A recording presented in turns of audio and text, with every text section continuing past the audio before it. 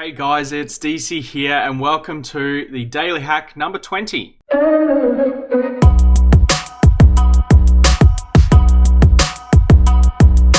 Sorry about missing yesterday's Daily Hack. I was way too busy with playing the King of the Hill live stream challenges. If you haven't seen them, jump on my channel, have a look at those live streams. The second one was epic, the first one was crazy. And it's been so much fun. I'm looking forward to doing more of these over the week until it's basically not free anymore, and then I'll just be running it with subscribers. Anyway, on the Daily Hack, we talk about 3 of the top news stories of the day.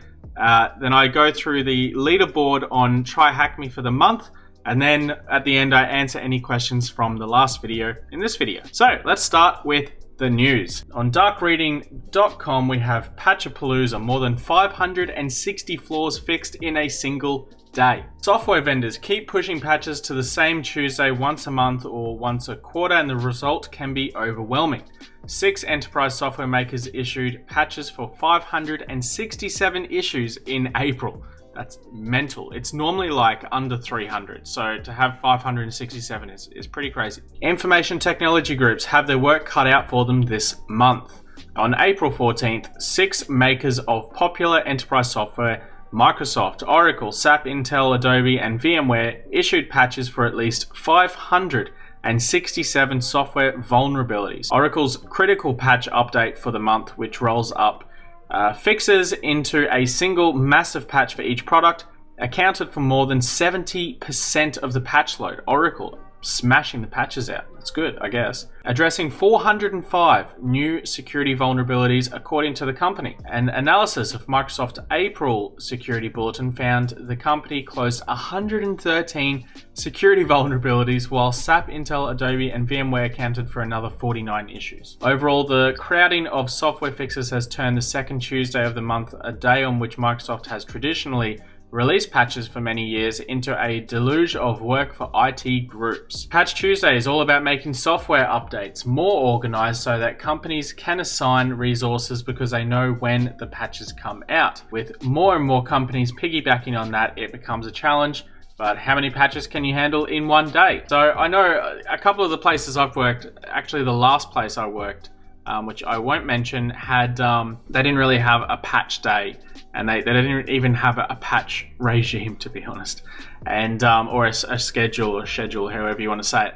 And it was a massive issue. It was one of the big items that I outlined in their security audit, and they ended up getting a guy in like once or twice a week or something to go through different security patches and patch the systems, and that was like his whole job. His whole job was just patching.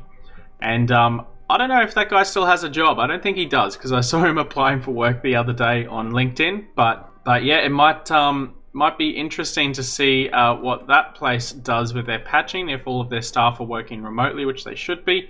It's going to be interesting to see if they continue with patching or if they just forget about it and become one of Australia's most vulnerable government organisations. But anyway, let's go on to the next article. Ragnar Locker ransomware hits EDP energy giant and asks for 10 million euros. Attackers using the Ragnar Locker ransomware have encrypted the systems of Portuguese multinational energy giant Energias de Portugal and are now asking for 1,580 bitcoins, which is roughly $10.9 million or 9.9 million euros.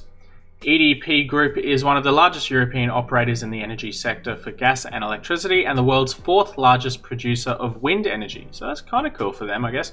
The company is present in 19 countries and on 4 continents. It has over 11,500 employees and delivers energy to more than 11 million customers. So they're not small, basically. I can see why they're asking for 9.9 million. But it could be more than that. Actually, 9.9 million is almost like 20 million Australian dollars. So that's absolutely nuts. But anyway, during the attack, the Ragnar Locker ransomware operators claim to have stolen over 10 terabyte of sensitive company files, and they are now threatening the company to leak all the stolen data unless a ransom is paid. We had downloaded more than 10 terabyte of private information from EDP Group servers, a new post on Ragnarok's leak site says. They've unfortunately blanked out the onion address here, but I'll see if I can find it and I'll put it in the description of the video. Below, just a couple of files and screenshots from your network only as proof of possession. At this moment, current post is a temporary, but it could become a permanent page, and also we will publish this leak in huge and famous journals and blogs. Excellent English here from these guys. Also, we will notify all your clients, partners, and competitors, so it's depend on you to make it confidential or public. Yeah, so pretty interesting. Apparently they've got here, when clicked on the leak site, the link leads to a database export including EDP employees' login names, passwords, accounts, URL, and notes. Here's the message that they've put here. And it looks like EDP is in a fair bit of trouble here, I'd say. So yeah, interesting to see this massive hack. It's probably going to be one of the bigger ones of this year, but yeah, it's going to be interesting to follow this story. Anyway, on to the next article. We have TA 505 crime gang deploys SDB bot for corporate network takeover. The custom rat offers persistent access, data exfiltration, and lateral network movement. So pretty dangerous.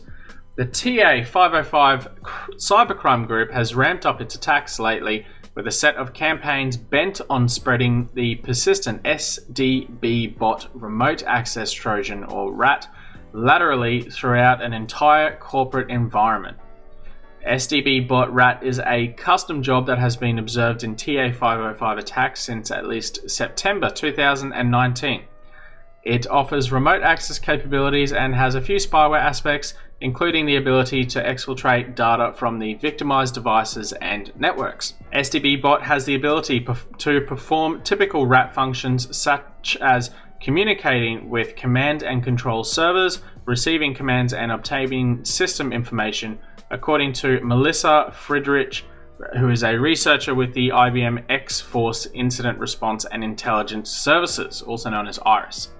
Writing in an analysis posted Tuesday on the campaign on infected systems, this malware could grant attackers extensive ability to drop and execute additional malicious payloads, control infected systems, and perform actions the legitimate user would have access to. So it's a pretty serious rat. It's interesting to see what places are going to be attacked by this. Maybe this rat was used in the initial, recon, or I guess breaking in stage of this Ragnar Locker thing. But yeah, who knows? It's a pretty interesting malware out there. So I'll leave the link in the description for you guys to have a read if you want to know more details about that. Over to TryHackMe this month. In first place, we have ZT3R1 with 23,649 points. Second place, Rick Sanchez 0137. Third place, Nishnav. Fourth place, Sysmex73. And fifth place, FreeSoul. I had a look through here to see if any of the new friends of the channel are in here, and I couldn't find anyone. But if I have missed your name, please do let me know in the comments below, and I'll shout you out on the next episode. Over to the comment section of the last video, and I have two questions here. The first question, or I guess statement, is from Hoo-Ha Extreme. He says, 2 concerns with contact tracing. This is in relation to the contact tracing thing through Bluetooth on the last daily hack. So number 1, it provides a false sense of safety. That's exactly right. It only works if the infected person actually inputs the test results.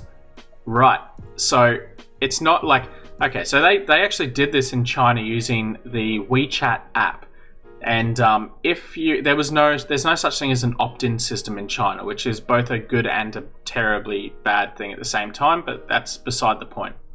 The way it worked is basically everyone in China has a WeChat profile. It's how you communicate to each other, it's how you pay for things. It's the everything app. It's like Twitter, Facebook, Skype, Snapchat, and Instagram all in one, but also includes things like Afterpay, credit card services. You can pay your phone bills, electricity. You can pay QR code for pretty much everything anywhere. It's literally used for everything, and it's also used for help. So what happens is, if you were to go to hospital and you were diagnosed with coronavirus, they would input that into your profile, your health profile, and that would link through to your WeChat profile. So if you wanted to get into some places, they would ask you to show your WeChat health, and it would say if you have it or had it or not.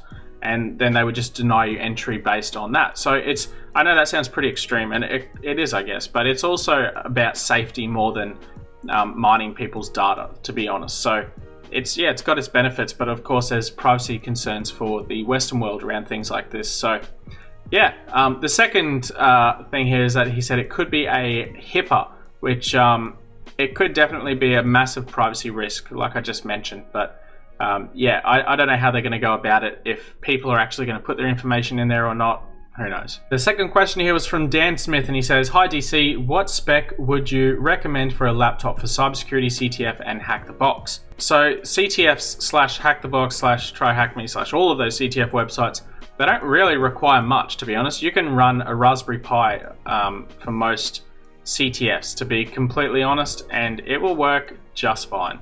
The only thing I would recommend here is if you're wanting to get into like password cracking and different hashing mechanisms, you probably want something that's a little bit more intense, and pretty much any of the gaming computers or laptops would do it.